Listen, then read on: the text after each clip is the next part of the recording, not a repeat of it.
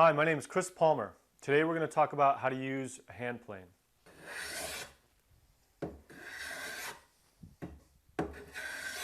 Hand planes are really a joy to use. It's just a pleasant experience from the sound of the blade slicing through wood to the feel of it.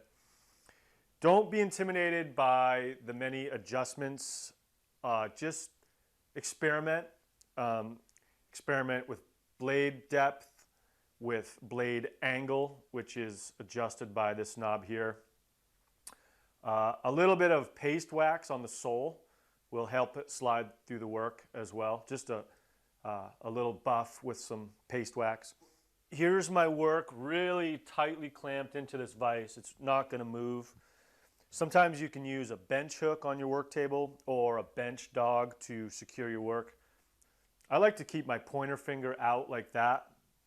My work is at a comfortable height, secure in a vise, and the trick is to really use all your body weight behind the stroke of the plane. Yeah, but stay relaxed. So you step into the work and let your whole body carry right through that motion. Stay relaxed, keep your work secure, and you should have a really good time using your hand plane. I'm going with the grain here. This is a piece of fir with a nice straight grain.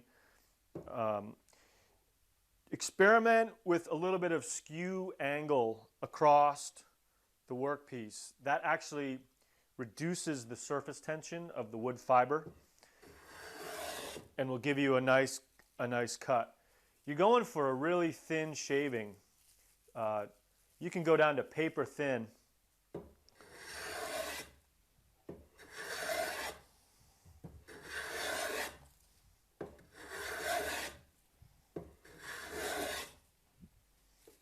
It's all just nice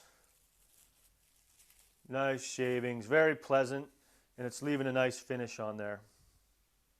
Thanks for watching. I'm Chris Palmer. That's how you use a hand plane.